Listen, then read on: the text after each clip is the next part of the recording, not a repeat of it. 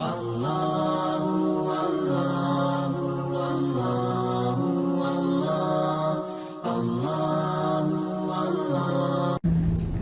juga jodoh.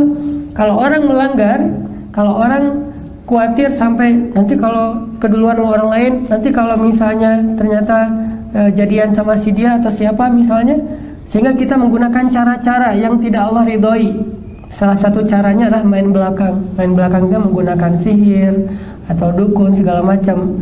Nah ini berarti kita nggak yakin dengan takdir Allah bahwa pasangan itu udah ditulis sama Allah.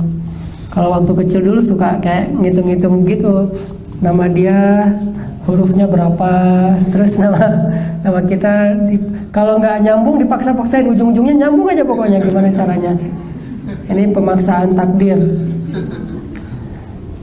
Pernah nggak sih dulu nulis nama di papan tulis atau hitung-hitung angka atau huruf gitu? Saya dulu pernah dan nggak ada yang berhasil. Yang ditulis waktu masa-masa SMP, SMA gitu nggak ada yang berhasil. Ternyata semua ramalan, semua logika, semua hitung-hitungan itu nggak ngaruh, nggak termasuk kayak horoskop. Kita, ini zodiak dia apa, dia sionya apa, terus apa baca setiap hari, setiap minggu. Oh minggu ini lo mending nggak usah datang ke rumah dia daripada ramai gitu. Justru ramainya gara-gara nggak datang misalnya. Atau ada aja. Terus dicoba diramal. Lo minggu ini bakalan bahagia, ada kejutan datang dalam kehidupan kamu soal masalah percintaan. Kalau baca kayak ramalan gitu kan, yang pertama dilihat kan selain keuangan, percintaan kan, itu langsung dibaca. Wah, ditafakuri, ditadaburi, diulang-ulang, hampir dibaca dalam sholat gitu. Saking semangatnya gitu, diulang-ulang. Quran susah dihafal, kalau itu hafal banget. Nah ini berarti kita nggak yakin bahwa pasangan kita itu udah ditulis di papan tulis takdir di Lauhul Mahfuz, udah ditulis, nggak akan ketukar. Kalau ada yang kita kecengin, yang kita senengin, yang kita pengenin, ternyata jadinya sama orang lain, kita tinggal bilang, oh berarti yang ditulis di papan Lauhul Mahfuz bukan dia. Atau, nah ini ada yang lebih menarik lagi, oh sebetulnya yang ditulis di Lauhul Mahfuz itu bukan cuma saya buat dia, tapi saya dan kamu gitu. Menikah dulu sama orang lain, terus orangnya meninggal gitu ya. Sebelum malam pertama habis akad meninggal, baru nikah sama kita gitu. Bisa juga kan kayak gitu. Banyak banget cerita teman-teman saya yang saya kenal tuh cinta lama bersemi kembali. Itu banyak banget kasus-kasus kayak gitu. Berarti emang takdirnya kayak gitu dari Allah. Sampai ada cerita temen, ini kalau kita ngomongin dengan bahasa sekarang mah pacaran gitu ya. Gak tahu pacarannya udah jauh atau yang pacaran biasa. Diputusin, terus datang orang kedua, jadian 6 bulan kemudian pengen nikah. Pas acara hari pernikahan, orang pertama ini, si cowok pertama ini datang. Itu kan hari yang pesta mudukaku kan, kalau lagu dangdut dulu tuh. Datang dengan wajah yang sedih banget lah, kebayang lah kayak gimana perasaannya pasti. Kayak ketika cinta bertasbih, era cinta gitu kan, hancur-hancurnya tuh pokoknya. Tapi dia kayak pengen nunjukin sejatinya gitu, tetap datang walaupun tercabik-cabik, tergores-gores. Dia datang, terus pas salaman di pelaminan gitu, kebayang kan wajahnya, terus ekspresinya kayak gimana. Terus yang tadinya calon mertua nggak jadi juga ngelihatnya kasihan gitu, sampai ibunya berbisik, maaf ya nak, gitu-gitu. Wah makin nggak jelas aja pokoknya. Ditambah lagi lagunya waktu itu lagu-lagu akustik yang putus cinta gitu. Tahu aja sih si artisnya, si talentnya, tahu aja, tahu kisah mereka lah ya. Ini didramatisir dikit kayak sinetron. Tapi ceritanya kayak gitu, dia datang pada sedih gitu, termasuk si yang suaminya tuh pura-pura sedih padahal dia bahagia banget gitu. Wah lo lihat nih gue berasa nyalip lo gitu. Udah selesai acara itu, udah nggak ada ketemuan lagi, udah beres aja, masing-masing menjaga perasaan. Nah si cowoknya karena nggak bisa move on tetap sendiri. Selang setahun si cowoknya mimpi malam tuh, dalam mimpi dia ngelihat si ceweknya gendong anak, terus diserahin ke si cowok yang ini, yang pertama. suruh digendong sambil ketawa-ketawa gitu. Dan padahal setahun itu dia udah nggak mikir apa-apa lagi, udah walaupun nggak bisa move on tapi udah nggak punya harapan apa, namanya udah nikah kan, udah halal. Tapi tiba-tiba mimpi.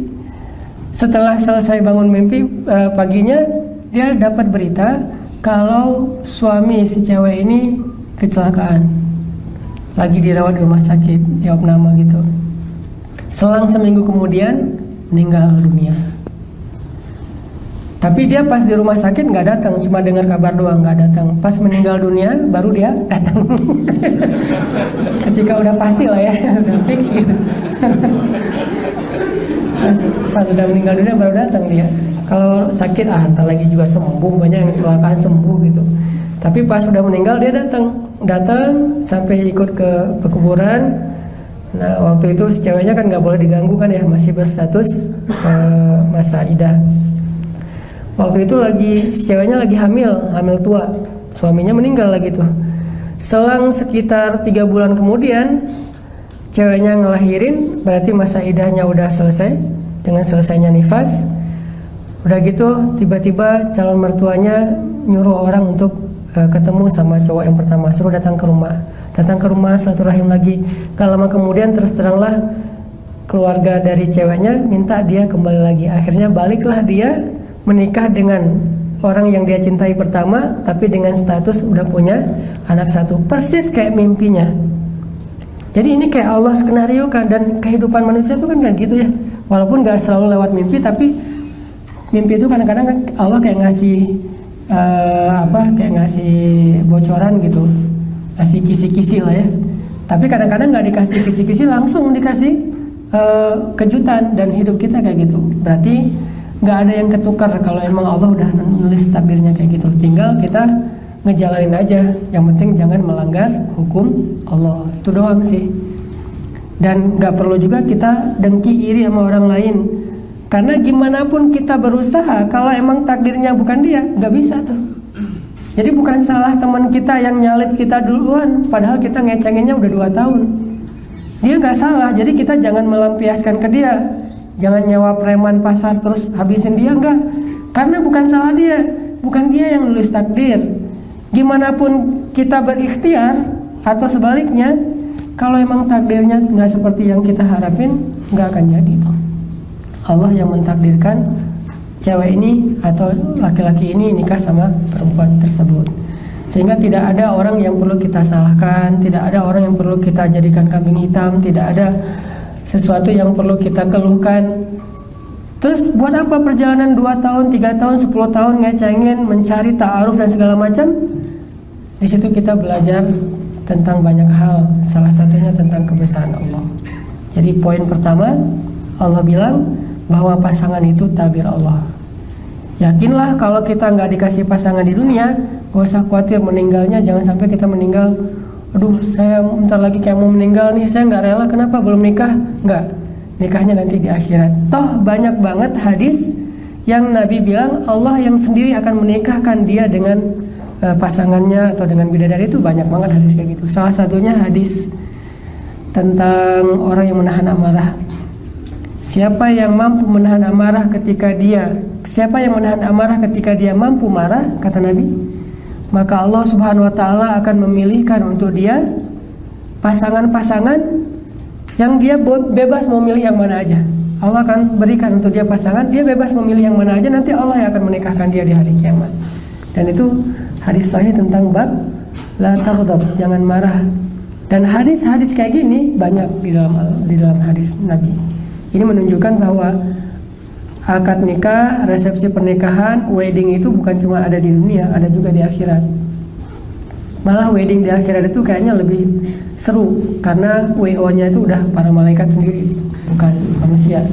Yang nggak perlu bayar mahal, nggak ada kesalahan teknis, WO-nya langsung para malaikat. Terus penghulunya Allah sendiri, yang jadi wali, penghulu. Khutbah nikahnya mungkin Rasulullah kali ya. Rasulullah menyampaikan. Yang jelas, kalau kita mau mengimajinasikan akhirat, karena akhirat itu jangan hanya diyakini tapi diimajinasikan semampu kita, dan dengan closing, apapun kebaikan surga yang kita imajinasikan pasti surga lebih dari itu. Apapun keburukan neraka yang kita imajinasiin, pasti neraka lebih buruk dari itu. Tapi kita boleh berimajinasi sebaik mungkin tentang surga, walaupun surga tetap lebih baik daripada yang kita pernah bayangkan. Jadi kalau di dunia hal yang paling menyenangkan mungkin hari pernikahan itu kita didandanin. Cuman kalau cowok didandanin agak-agak gimana gitu ya. Kan ada yang model pakaian cowok, oke kalau pakaian doang, tapi sampai di make upin, pakai lipstick, cowok juga pakai lipstick, itu agak-agak gimana kalau orang Sunda yang geleh gitu ya. Kok pakai lipstick cowoknya. Nah, nanti di surga pasti lebih dari itu. Lipstiknya warna-warni. Yang jelas ada wedding, ada akad nikah, ada hari bahagia di surga, dan itu kayak pernikahan termahal sepanjang sejarah manusia. Pernikahan termahal di dunia aja, misalnya yang menikah pangeran Arab mana atau pangeran Inggris atau apa menikah, itu aja udah heboh sedunia kan, apalagi pernikahannya pangeran surga. Jadi tetap kita yakin bahwa pasangan kita itu udah Allah ciptakan. Terus kalau ada yang nggak sesuai dengan harapan kita, kok dia jadi sama ini, kok ini sama ini, kok ini begini, kok ini begitu, kembalikan lagi, memang takdirnya Allah tuliskan demikian. Kita cuma ngejalanin sebaik yang kita mampu, hasilnya Allah yang menentukan. Itu yang pertama tentang pasangan.